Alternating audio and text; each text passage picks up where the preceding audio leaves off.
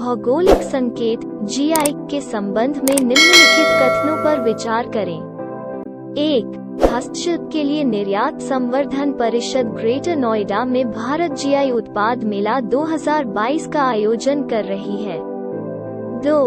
भौगोलिक संकेत वित्त मंत्रालय के अंतर्गत आता है।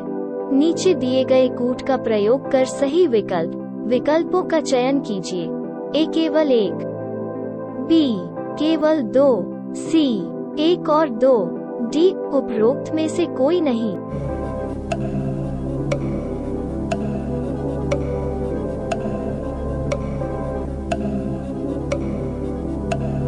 उत्तर ए। एक भौगोलिक संकेत जीआई उन उत्पादों पर उपयोग किया जाने वाला एक संकेत है जिनकी एक विशिष्ट भौगोलिक उत्पत्ति होती है और जो उस मूल के कारण अन्यों के भिन्न गुण या प्रतिष्ठा रखते हैं। हस्तशिल्प के लिए निर्यात संवर्धन परिषद EPCH ग्रेटर नोएडा के इंडिया एक्सपो सेंटर में भारत भौगोलिक संकेत जीआई उत्पाद मेला 2022 का आयोजन कर रही है। भारत के बेहतरीन जीआई टैग उत्पाद इस कार्यक्रम में प्रदर्शित होंगे, जो लोगों को उन उत्पादों से परिचित कराएगा जो अपने मूल क्षेत्रों का गौरव बन गए हैं। जीआई टैग वस्तुओं के भौगोलिक संकेत पंजीकरण और संरक्षण अधिनियम 1999 के अनुसार जारी किए जाते हैं। यह टैग उद्योग संवर्धन और आंतरिक व्यापार विभाग वाणिज्य और उद्योग मंत्रालय के तहत भौगोलिक संकेत रजिस्ट्री द्वारा जारी किया जाता है। भारत में पवन ऊर्जा क्षमता के संदर्भ में कथनों पर विचार कीजिए। 1. भारत वर्ष 2030 तक अपनी आधी बिजली गैर जीवाश्म ईंधन स्रोतों से प्राप्त करने के लिए प्रतिबद्ध है। 2. भारत का वर्ष 2022 तक 60 गीगावाट पवन ऊर्जा स्थापित करने का भी लक्ष्य था, जो पहले ही हासिल किया जा चुका है। 3. वैश्विक पवन ऊर्जा परिषद की रिपोर्ट में कहा गया है कि भारत में नई पवन ऊर्जा परियोजनाओं की वार्षिक स्थापना 2024 तक चरम पर होगी और उसके बाद गिरावट आएगी। नीचे दिए गए कूट का प्रयोग कर सही विकल्पों का चयन कीजिए। ए केवल 1, बी केवल 3, सी 1 और 3, डी 2 और 3।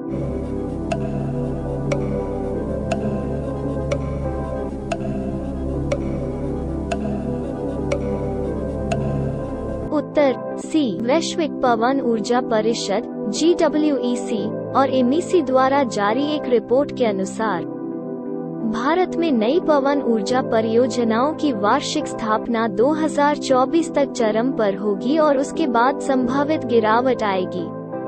जीवाश्म ईंधन से दूर अपने संक्रमण के हिस्से के रूप में भारत ने वर्ष 2030 तक अपनी आधी बिजली गैर जीवाश्म ईंधन स्रोतों से प्राप्त करने और वर्ष 2022 तक 60 गीगावाट पवन ऊर्जा स्थापित करने का लक्ष्य रखा है। हालांकि अब तक केवल 40 गीगावाट पवन ऊर्जा क्षमता स्थापित की गई है। वर्ष 2017 के बाद से भारत में पवन उद्योग की स्थापना धीमी हुई है। वर्ष 2021 में केवल 1.45 गीगावाट पवन परियोजनाएं स्थापित की गईं, जिनमें से कई कोविड-19 की दूसरी लहर और आपूर्ति श्रृंखला से संबंधित व्यवधानों के कारण विलंबित हुई। Software as a services (SaaS) के संदर्भ में निम्नलिखित कथनों पर विचार करें। 1. SaaS को ऑन डिमांड सॉफ्टवेयर के रूप में भी जाना जाता है। 2. आउटलुक, हॉटमेल या याहू मेल SaaS के रूप हैं। 3.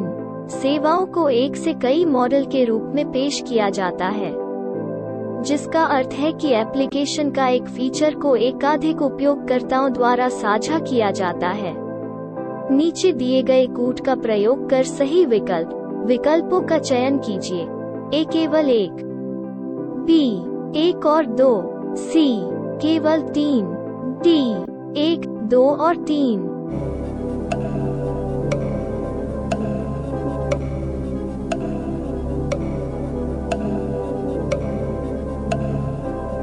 उत्तर डी।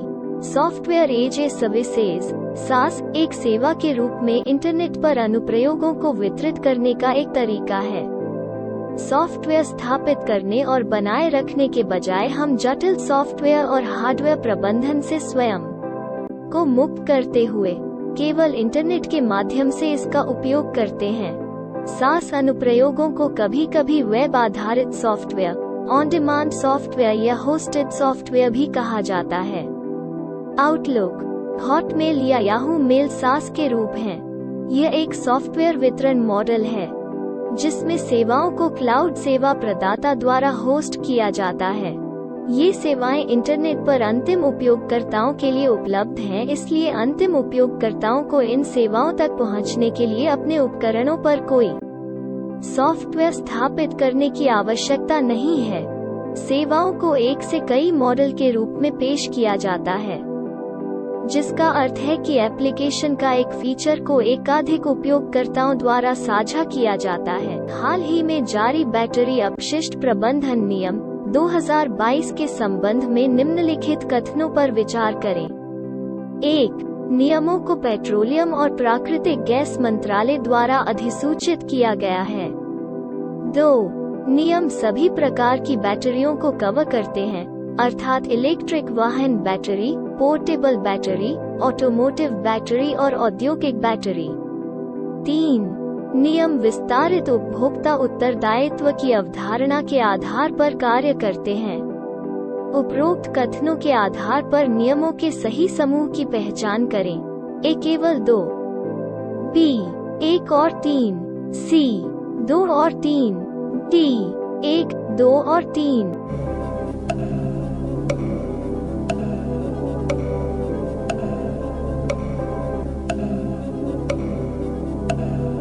उत्तर ए, पर्यावरण, वन और जलवायु परिवर्तन मंत्रालय, भारत सरकार ने अपशिष्ट बैटरियों का पर्यावरण की दृष्टि से प्रबंधन सुनिश्चित करने के लिए 24 अगस्त 2022 को बैटरी अपशिष्ट प्रबंधन नियम 2022 प्रकाशित किया।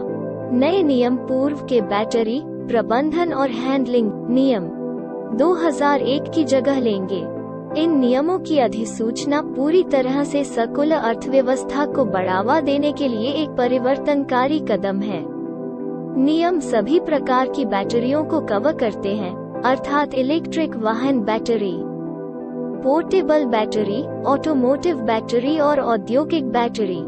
नियम विस्तारित निर्माता उत्तरदायित्व (EPR) की अवधारणा के आधार पर कार्य करते हैं, जहां बैटरी के निर्माता आयातकों सहित अपशिष्ट बैटरियों के संग्रह और पुनर्चक्रण, नवीनीकरण और कचरे से नई बैटरियों में बरामद सामग्री के उपयोग के लिए जिम्मेदार होते हैं। असंगठित श्रमिकों की निम्न में से किस श्रेणी का निबंधन ई-श्रम पोर्टल पर होगा?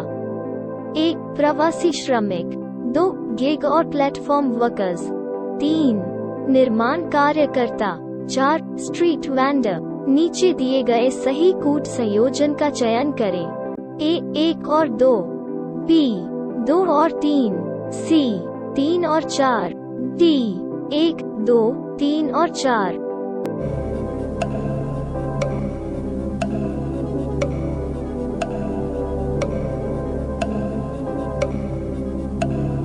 उत्तर डी, श्रम और रोजगार मंत्रालय ने असंगठित कामगारों NDUW का एक राष्ट्रीय डेटाबेस बनाने के लिए ई-श्रम पोर्टल विकसित किया है, जिसे आधार से जोड़ा जाएगा।